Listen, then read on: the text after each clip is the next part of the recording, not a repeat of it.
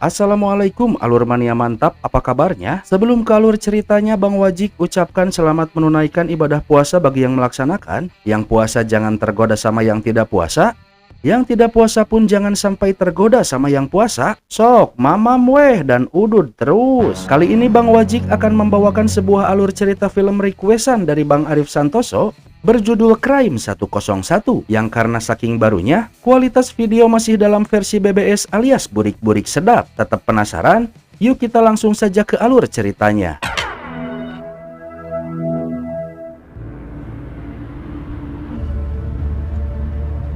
Kisah berlatar di Los Angeles. Di satu malam, seorang pria bernama Ben bersama Matthew, keponakannya, sedang dalam perjalanan menuju sebuah toko berlian milik Semi untuk melakukan pengiriman berlian, di mana Semi telah menempatkan satu orang dummy bernama Masud di luar sana yang akan bertugas sebagai umpan alias pengalih perhatian, berjaga-jaga kalau ada perampok yang mengincar dua orang yang ditugaskan dalam pengiriman berlian ini. Just in the briefcase, okay?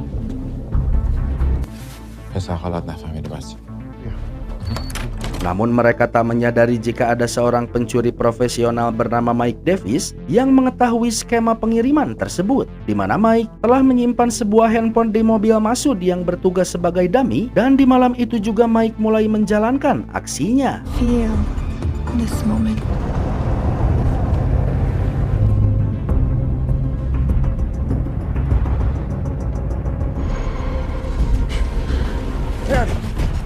Carrying a gun?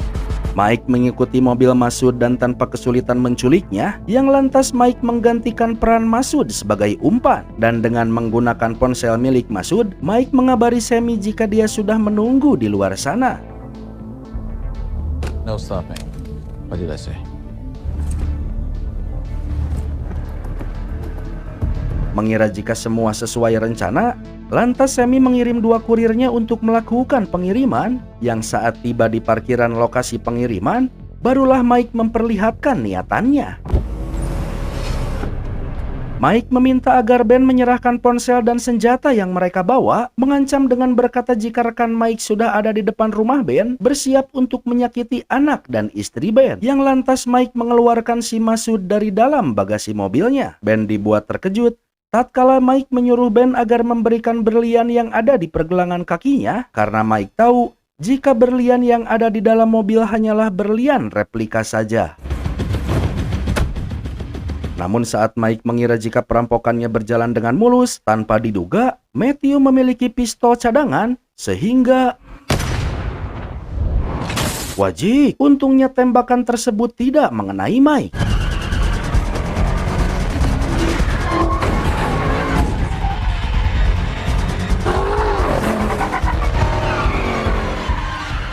Sesampainya di satu area parkiran, lantas Mike menyembunyikan mobilnya dan menggunakan mobil lain untuk melarikan diri.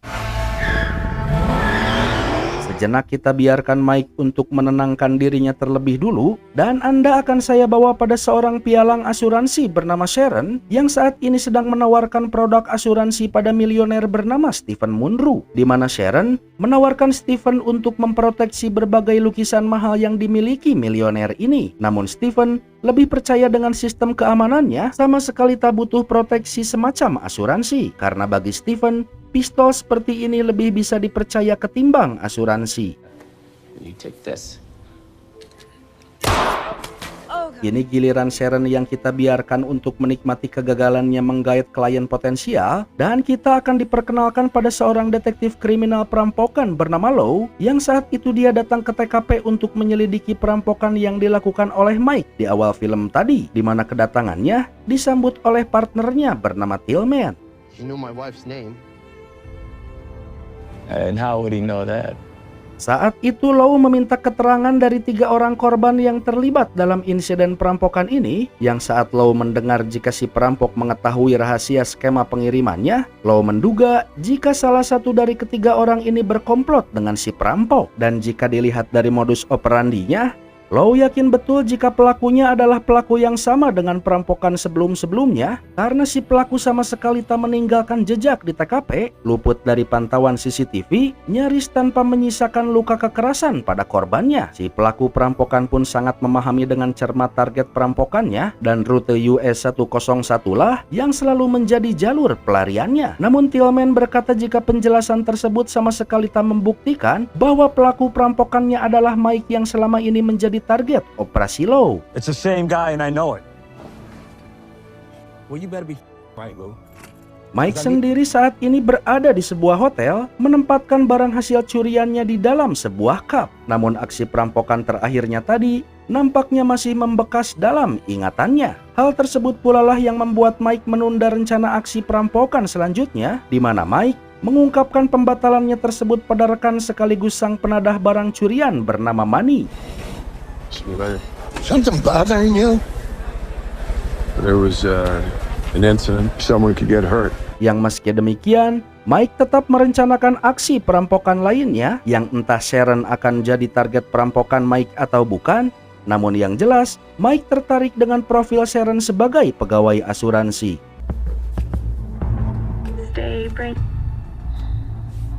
Before we begin, it is my pleasure. Sharon sendiri saat ini sedang rapat di kantornya yang kebetulan Sammy si pemilik toko berlian mengasuransikan berliannya di perusahaan ini. Yang lantas, sang bos menunjuk Sharon untuk menemui Sammy guna melakukan penilaian akan keabsahan klaim asuransi yang diajukan oleh Sammy. Dan sang bos mengalihkan tugas Sharon untuk membujuk Stephen pada pegawai lain bernama Madeline, di mana sang bos menilai jika Sharon tak becus untuk menggayat calon kliennya ini. In blue, get him to polygraph the vendor.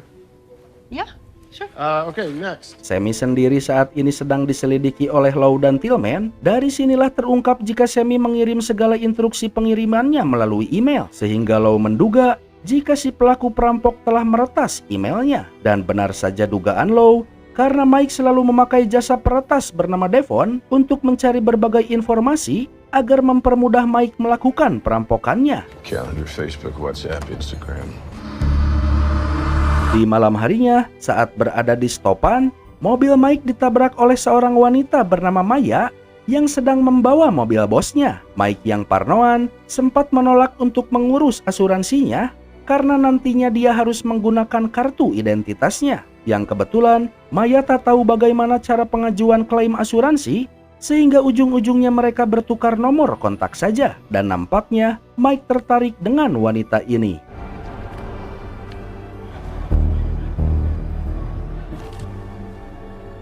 Keesokan harinya, Sharon ada janji temu dengan Lau, di mana Sharon meminta bantuan Lau agar melakukan tes poligraf pada Sammy. Namun Lau berkata, jika Sharon melakukannya untuk menggagalkan klaim asuransi yang diajukan oleh Sammy. Lau berkata pula, jika tes poligraf sebenarnya tak perlu dilakukan karena bagi Lau, Sammy sama sekali tak merekayasa perampokan ini. And you know, we are well within our rights to polygraph. Gara-gara Mike yang mundur dari rencana perampokan selanjutnya, Manny lantas mengontak perampok muda bernama Ormond yang kerap kali melakukan aksinya dengan sepeda motor.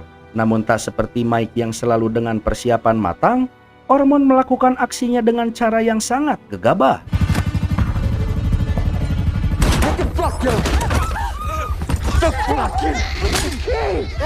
Ormond bahkan merampok perhiasan di luar yang telah ditargetkan dan nyaris saja membuatnya terkurung di toko perhiasan ini.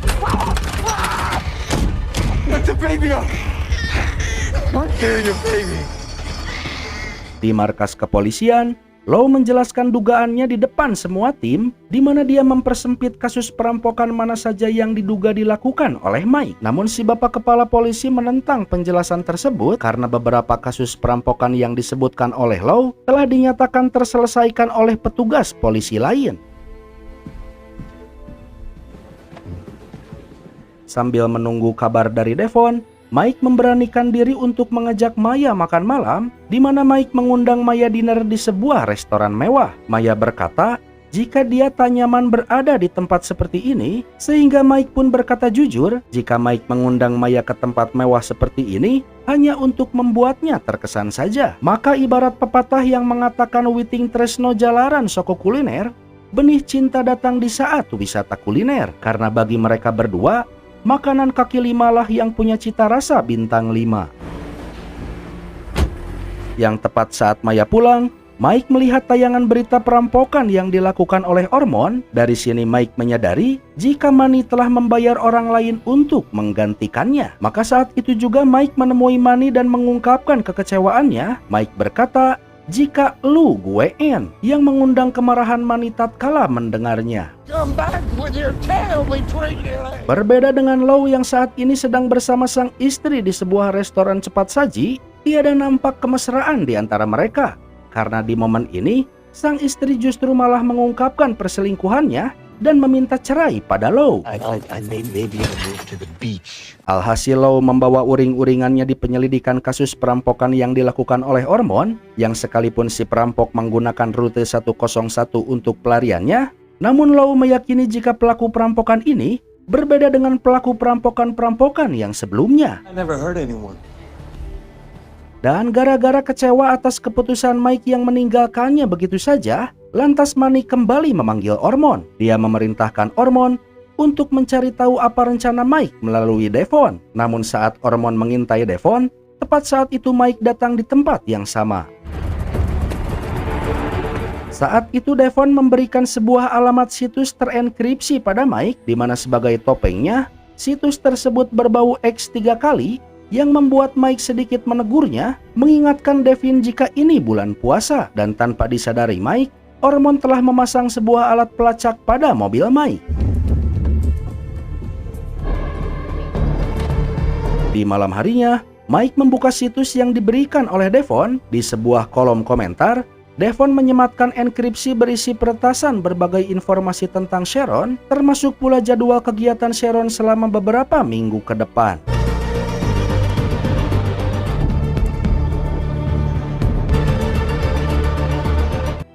Maka tak lama kemudian Mike mulai melaksanakan modus PDKT-nya pada Sharon dengan sedikit memperlihatkan seberapa tinggi kelasnya guna menarik perhatian Sharon. Sharon.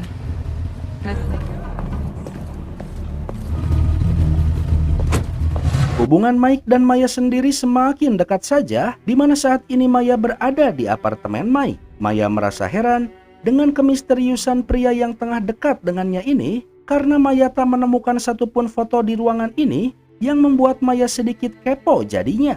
No photos of family or someone who likes things. You don't really have a lot of mystery, man.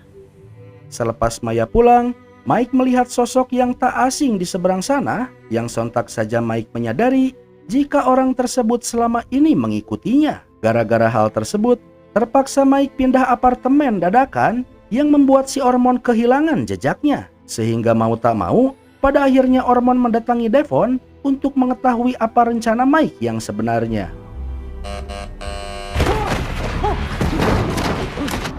Fucking tell me. Di tempat lain, Lou sedang bermain dengan firasatnya tatkala dia melihat rekaman pelarian Mike di aksi perampokannya, dan Lou meyakini jika si pelaku perampokan ini menyembunyikan mobilnya setelah melakukan perampokan. Setelah sedikit penelusuran, pada akhirnya firasat Lou membawanya pada lokasi di mana mobil yang digunakan Mike kini berada. Call forensic. I swear, man. Lou senang bukan kepalang tatkala untuk pertama kalinya si pelaku perampokan meninggalkan jejaknya. Except for one microscopic speck of blood. Should be. Di malam yang sama, Mike berpura-pura mendatangi sebuah galeri seni yang memang agenda Sharon ada di tempat ini. Dengan sengaja pula Mike memperlihatkan sosoknya. Wow, what a coincidence. Hey, wanna get out of here, grab a drink or something? Sharon berkata gara-gara pekerjaannya, kini Sharon cukup pandai membaca karakter seseorang. Yang lantas, Mike menantang Sharon untuk membaca dirinya. A little too perfect.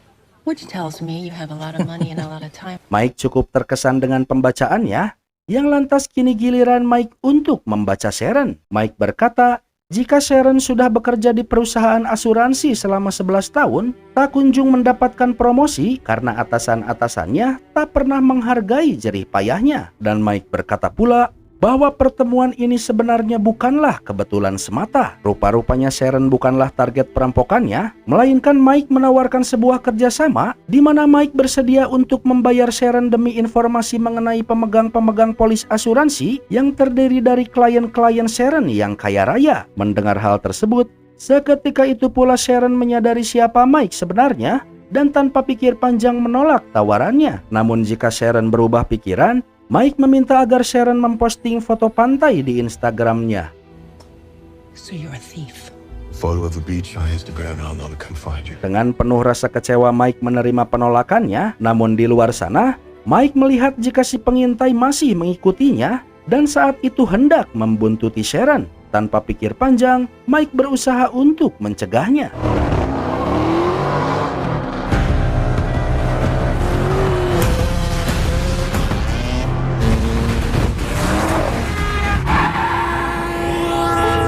Sempat pengejaran Mike terhalang oleh sebuah bus yang melintas di depan sana, namun Ormond si pecinta adrenalin justru malah menantang Mike. Ormond merasa di atas angin yang membuatnya terlihat sedikit banyak gaya tatkala melihat Mike tertinggal jauh di belakangnya. Hingga akhirnya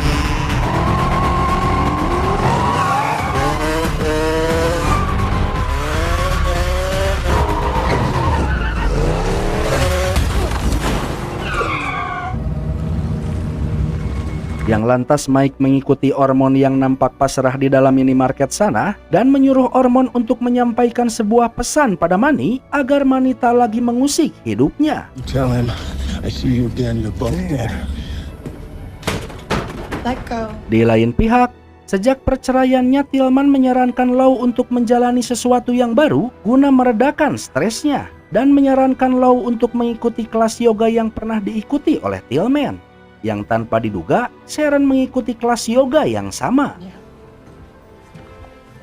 Dan tepat saat itu, Tillman mengabari Law jika saat ini dia dan detektif bernama Towson sedang menangani kasus perampokan yang siapa tahu pelakunya adalah yang Law kejar selama ini. Namun saat Law tiba di lokasi, Towson menembak si pelaku yang hendak kabur.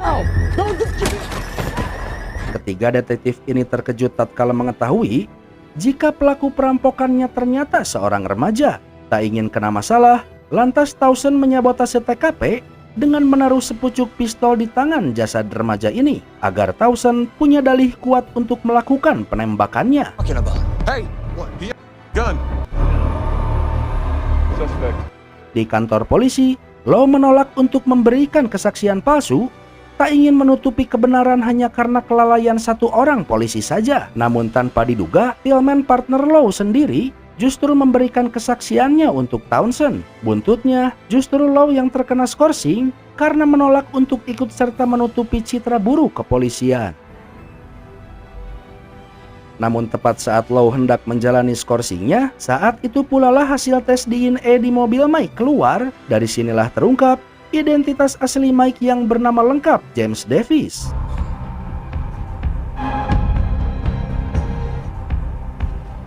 Di kantor asuransi, Sharon kini ada di tengah rapat bersama bosnya yang tanpa diduga, Madeline berhasil menggait Stephen Munro untuk menjadi klien perusahaan ini. Yang bahkan, Madeline berhasil membujuk Stephen agar mengasuransikan berlian yang akan dihadiahkan kepada calon istrinya. Keberhasilan Madeline ini semakin membuat Sharon dipandang sebelah mata, bahkan sang bos enggan untuk memberikan promosi pada Sharon yang telah mengabdi selama 11 tahun di perusahaan ini. Yang bahkan, sang bos mempersilahkan Sharon jika ingin keluar dari perusahaannya.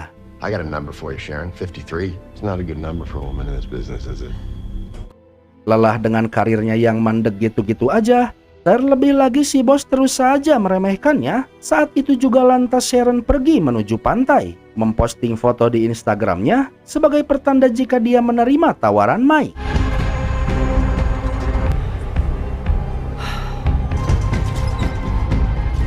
Tak lama kemudian bertemulah Sharon dengan Mike, yang tanpa basa-basi Sharon membagi informasinya, di mana Stephen Munro lah info klien yang dijualnya pada Mike. Yang diketahui, jika Stephen akan membeli berlian seharga $11 juta secara cash untuk menghindari tambahan pajak, sehingga bisa dipastikan jika ditransaksinya nanti akan ada berlian seharga 11 juta dolar beserta uang cash sebesar 11 juta dolar. Sempat Mike membatalkan rencananya karena dinilai terlalu beresiko, namun setelah melihat Sharon yang putus asa dengan karirnya, pada akhirnya Mike memutuskan untuk menjalankan rencana pencurian ini. What made you change your mind anyway? You realize you don't have as much time as you thought you had. Di sisi lain, Lau mendatangi alamat rumah terakhir Mike yang terdaftar di profilnya. Di sanalah Lau bertemu dengan ibu Mike. Yang lantas sang ibu yang khawatir mencoba untuk menghubungi anaknya. Dan saat Mike menghubungi balik sang ibu, Lau mengambil alih panggilan teleponnya saat itu juga dan nampak terlihat senang jika usahanya selama ini sedikitnya membuahkan hasil. Hello, James.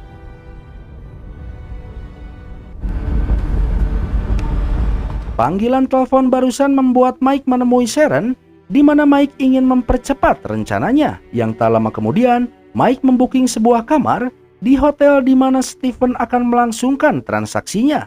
Dan Mike meminta Sharon untuk mencari tahu siapa identitas kurir berliannya dan juga identitas pengawal pribadi Stephen. Akan tetapi, setelah Sharon mendapatkan identitas keduanya, di malam itu, Ormond mendatangi Sharon untuk mengacaukan rencananya.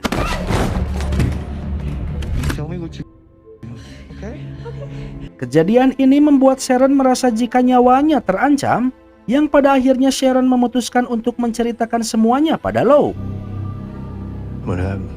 Meski demikian, sedikitnya Lau merasa bersimpati tatkala mendengar jika semua berawal dari keputusasaan Sharon di tempat kerjanya, sehingga Lau bersedia untuk menutupi persekongkolan antara Sharon dan Mike. Stay at my place. Be safe. Yeah. Tell me more about this Mike.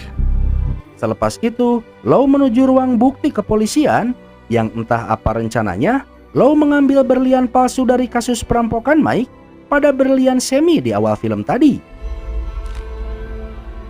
Berbekal informasi dari Sharon, lantas Ormond menuju hotel di mana Mike akan melakukan perampokannya. Ormond berencana untuk membajak hasil curian Mike. Sebelum menjalankan aksinya, Mike menemui Maya terlebih dahulu. Mike mengaku jika dia akan dinas keluar kota untuk beberapa hari. Melihat Mike yang selalu tertutup, membuat Maya merasa jika tak benar-benar mengenali Mike, sehingga Maya lebih memilih untuk mengakhiri hubungannya saja. Tibalah di hari Mike menjalankan aksinya, diawali dengan Mike yang melakukan hal yang sama dengan aksi perampokan berlian semi, di mana Mike akan berperan untuk menggantikan pengawal Stephen Munro. Hands on the steering wheel, Bob. Namun tak hanya Mike saja yang sudah bersiap dengan aksinya, di mana Ormond nampak bersiap dengan penyamarannya sebagai pegawai hotel. Sementara Lau bersiap pula untuk menghentikan perampokan Mike dengan cara Foster? Can I see somebody? Sure. wajib. Lau berperan sebagai kurir yang mengantarkan berlian yang akan dibeli oleh Stephen. A lot of homeless here, huh?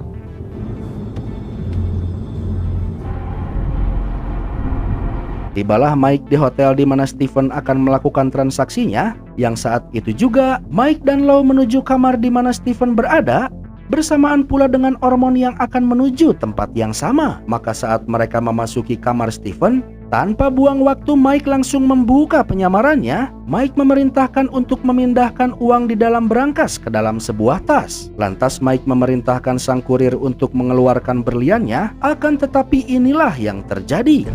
Put the gun down. I'm a police officer. Selama adegan saling todong senjata ini, selama itu pula Ormond mendengar semuanya dari luar sana. Kesal dengan keberadaan polisi yang akan mengacaukan rencana pembajakannya, namun karena sudah kagok asong alias kepalang tanggung, sehingga inilah yang dilakukan oleh Ormond. Listen to me. Kehadiran Ormond semakin memeriahkan suasana, di mana semua orang seolah berteriak kegirangan atas kehadirannya. Melihat si Stephen yang terus saja menyuruh Lau untuk menembakkan senjatanya, buntutnya Ormond menembaknya.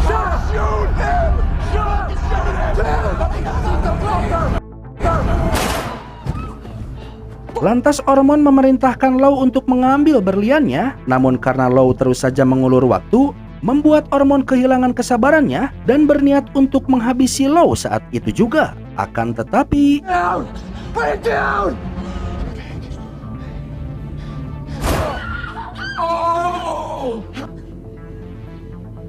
Wajik, Mike memanfaatkan kelengahan Ormond dan Mike berkata jika ini pembunuhan pertamanya karena semua aksi perampokan yang dilakukan oleh Mike selama ini selalu bersih dari kekerasan tak perlu, apalagi sampai jatuh korban jiwa. Semua Mike lakukan karena Ormond nyaris saja menembak Law tepat di depan matanya. Law sendiri tahu betul dengan fakta tersebut karena selama beberapa tahun ini Law habis-habisan mempelajari Mike dan mengetahui bahwa sesungguhnya Mike bukanlah orang yang jahat. Yang lantas, Law meminta agar Mike menurunkan senjatanya, menawarinya sebuah kesepakatan, menawarinya sebuah kesempatan untuk pergi dari tempat ini. Asalkan Mike meninggalkan uang dan berliannya, di mana Law berencana untuk menjadikan Ormond sebagai kambing hitam tunggal dalam perampokan ini. Bahkan Law sampai mengancam Stephen jika Law akan membocorkan transaksi berlian ini yang akan dibeli Stephen dengan cara yang ilegal apabila Stephen tak mengikuti skenario yang telah dikatakan oleh Law.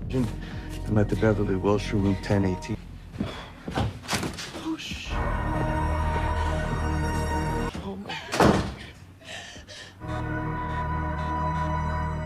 Sekalipun pulang dengan tangan hampas, setidaknya Mike terbebas dari segala tindakannya, punya kesempatan kedua untuk memperbaiki hidupnya, kesempatan kedua pula untuk memulai kembali hubungannya dengan Maya tanpa kebohongan. Yang saat itu, Mike mengirimkan sebuah pesan pada Maya di balik foto masa kecil Mike. Now time to slowly begin to. Dan Anda akan dibuat sedikit terkejut soal kemana hilangnya berlian palsu yang dibawa oleh Law dari ruang barang bukti kepolisian, di mana si berlian palsu sendiri saat ini ternyata ada di dalam berangkas Stephen, sementara berlian yang asli Law hadiahkan pada Sharon untuk memulai hidup barunya.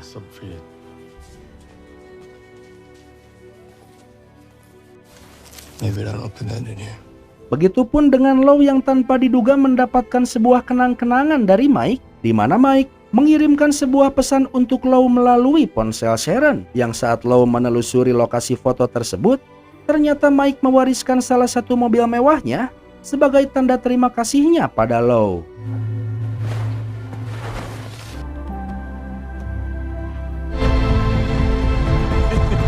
Dan film berakhir.